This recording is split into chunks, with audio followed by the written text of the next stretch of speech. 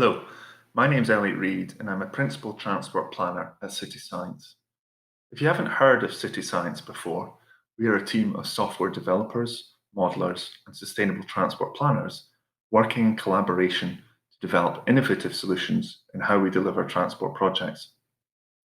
Today, I'm going to give an overview of City Science's award-winning Cadence tool and how this is delivering innovation in transport modelling. I use the term award-winning, given it has recently won the Transport Technology Award at the recent 2019 CIHT Awards, back when we could meet in person. Having only recently joined City Science in summer, I'm relatively new to Cadence myself, but it's clear to me that there are four key benefits as to why Cadence is successfully innovating how we deliver strategic modelling. Firstly, it enables seamless integration with multiple project teams to enhance collaboration.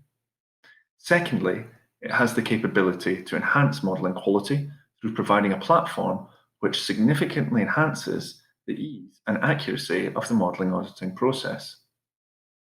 Thirdly, it is highly flexible, and the use of open source data alongside the what-if functionality allows quick and efficient scenario testing, including the assessment of things like new development sites and road closures, without the need to build multiple modelling scenarios.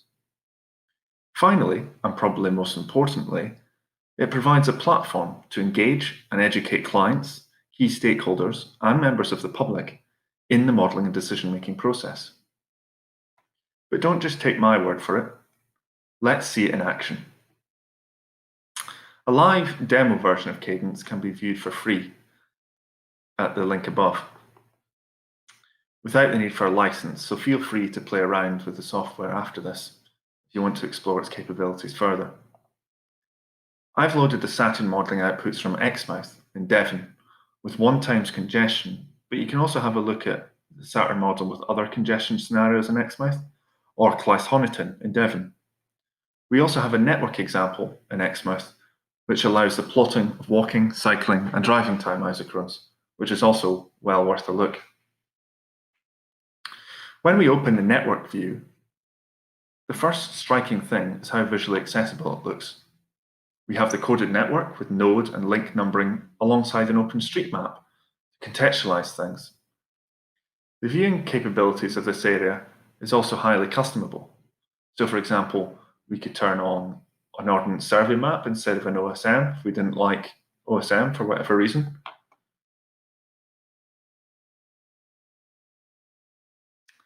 We could turn on tarmac to designate links. We can also turn on zones and their connectors to understand where demand is emerging onto our network. Moreover, we've also got access to a series of open data sets which can help contextualize the model that little bit further. And I think this is a key benefit of Cadence. So for example, we could load in things like land use data to check whether the zone structure that we have in the model is reflective of the local characteristics.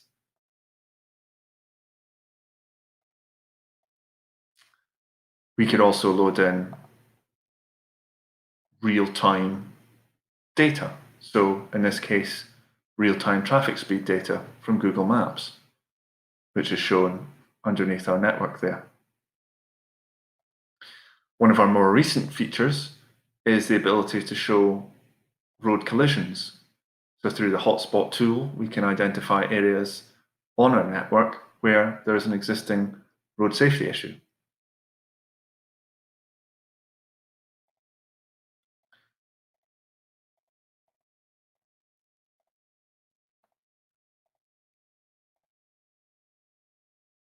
If we flick back to network view and click on junctions, which is on the right-hand side there, we can immediately see that Cadence allows the user to see global coded net junction types, as well as key metrics, including the minimum gap and LCY. The links view provides a similar interface. with global statistics for key elements such as the number of lanes, the link speed, and link length. We can also use this to identify the coding parameters of an individual link in our model. Let's say, for the sake of argument, we wanted to check whether a new dueling scheme on the B3179 to the north of Exmouth was coded in the model. We would click on that link in our network view, and immediately on the right-hand side, we can see that that link is not coded the dual scheme appropriately.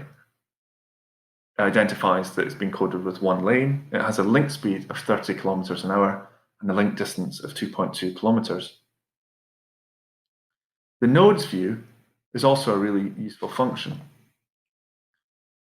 This provides a breakdown of every single node in our model, including the number of input links, the node type, and the node number. The use of these useful icons on the right-hand side indicates what the junction type is at a glance. Alongside this network standard view, we've also specifically built in an audit tool into Cadence.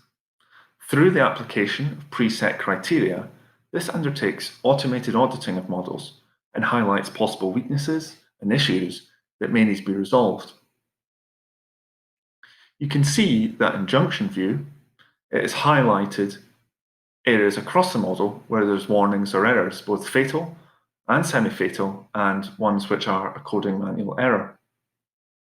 If we enter nodes view, we can see more detail of what those potential warnings and errors are. So if we click on the node 1001, we can see that the warning that's identified here is that the calculated speed is outside the expected range.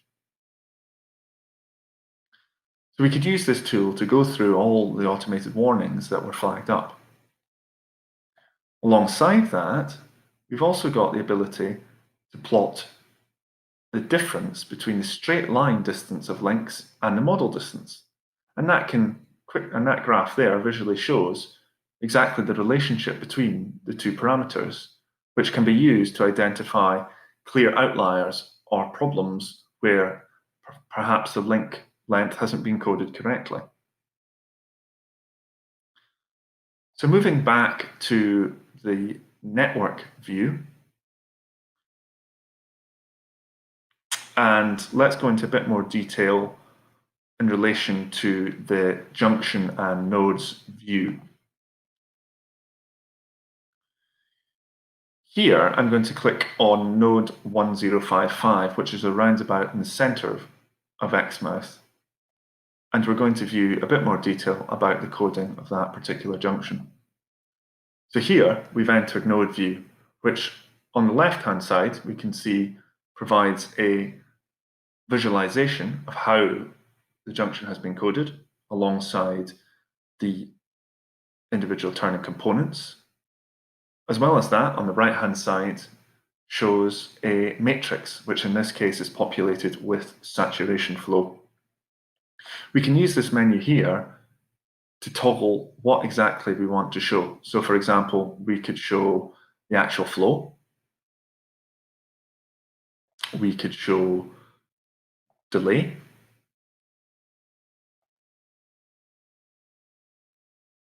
We could show average total Q on each of the approaches and the turning movements. Or we could show the V over C delay.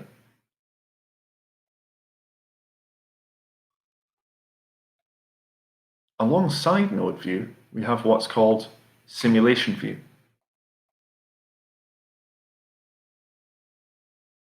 This shows how the node is performing in more detail through providing graphs of arrival profile and the difference between arrival flow and outflow. Those are the graphs there on the right-hand side. We can also use simulation mode to undertake preliminary what-if tests. So for example, we could edit the demand manually for a particular movement and understand what exactly that would result in terms of the arrival profile and the flows. And you can see that that's updated there on the schematic drawing on the left. Taking a look at a signalized node, which is a bit more complicated than the roundabout. If we click on 1045 to the north of Exmouth and go back into our node view, again, we can see that it's a similar function to the roundabout and priority junction view. We can see the schematic diagram on the left alongside the matrix on the right with very similar outputs that are able to be selected. As would be expected with a signalized node, the simulation view shows a slightly different picture from a simulation results in a turn queue volume, which is reflective of the nature of signalized junctions in terms of the stop-start flows. As well as being able to edit the demand flows, we can also use this simulation view to edit other things. So for example, we could edit the cycle time here, or we could edit the green time assigned to each of the arms. We could also change the intergreen time, for example. So clearly there's a lot of customizable and what if scenario tests available.